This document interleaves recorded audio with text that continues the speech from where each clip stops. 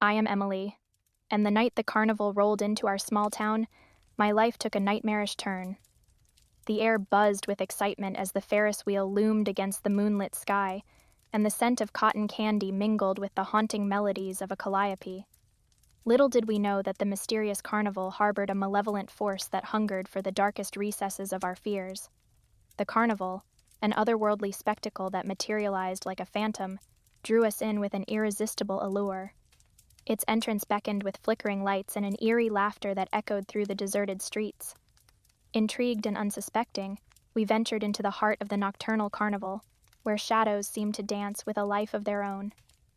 As we strolled through the twisting maze of attractions, an unsettling sense of unease settled over me.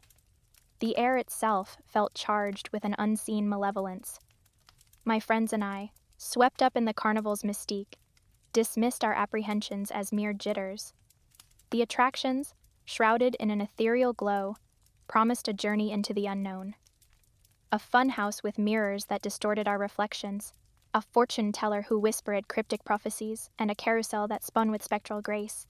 They all seemed harmless until the malevolent force that lurked within the Carnival unleashed its true horrors. The first inkling of the carnival's sinister nature came during a visit to the Hall of Mirrors. As I stared into my distorted reflection, the glass seemed to warp reality itself. In the twisted reflections, grotesque versions of my friends and me moved with a perverse glee. Panic clawed at my throat as the once familiar faces contorted into nightmarish caricatures.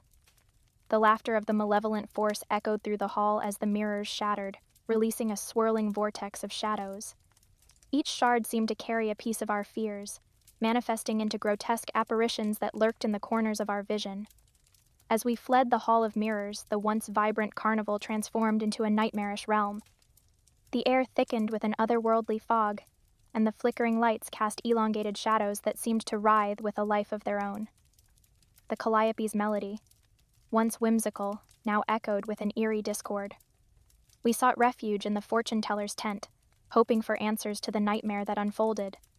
The fortune teller, draped in scarlet robes, revealed cryptic visions of our deepest fears. The cards whispered tales of impending doom, and the shadows danced in macabre patterns as if mocking our futile attempts to escape. One by one, my friends succumbed to the malevolent force that infiltrated the carnival. Their fears materialized in grotesque forms, a phobia of spiders transformed into a writhing sea of arachnids, and the fear of drowning manifested as an endless cascade of water that threatened to consume. Desperation seized me as I witnessed the horrors that befell my friends. I felt the malevolent force closing in, probing the darkest corners of my mind. The carnival, once a source of enchantment, became a sinister labyrinth, where every step led deeper into the abyss. In a desperate bid for survival, I sought the carousel, the epicenter of the carnival's supernatural malevolence. As I approached, the rhythmic creaking of the horses' rusted frames seemed to echo with the cries of the tormented. The carousel spun, its spectral riders twisting and contorting in a macabre dance. The malevolent force, now a palpable presence, confronted me at the carousel's center. Shadows converged, forming a grotesque figure that embodied the amalgamation of fears that haunted the carnival. Its voice, a chorus of whispers, seeped into my consciousness. "Emily," it intoned, the syllables dripping with malevolence. "You cannot escape the fears that bind you. Embrace the darkness within, for it is the key to your salvation." In a moment of clarity, I confronted the depths of my own fears. The carousel's rhythm quickened, and the shadows recoiled as if repelled by the revelation. The malevolent force, weakened by the unraveling of my fears, released its hold on the carnival. As the first light of dawn broke on the horizon, the malevolent force dissipated, and the carnival vanished like a phantom, leaving behind an empty field where laughter had once echoed. My friends, shaken and disoriented, emerged from the nightmare, their memories blurred by the lingering traces of fear. The town, now bathed in the dawn's gentle light, felt like a sanctuary, free from the carnival's malevolent grasp. We shared a silent understanding, bound by the harrowing experience that defied explanation.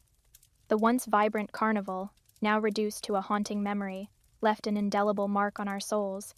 In the aftermath, we sought solace in one another. a collective effort to bury the horrors that lurked within the carnival's twisted attractions. The scars of that night, both seen and unseen, became a testament to the resilience of the human spirit against the supernatural forces that lurk in the shadows of the unknown. As time passed, the memory of the mysterious traveling carnival faded into local legend, and cautionary tale whispered by the townsfolk. Yet, deep within the recesses of our minds, the echoes of the malevolent force lingered, a reminder that the boundary between reality and the supernatural is often a thin veil, waiting to be lifted by the darkness that dwells within.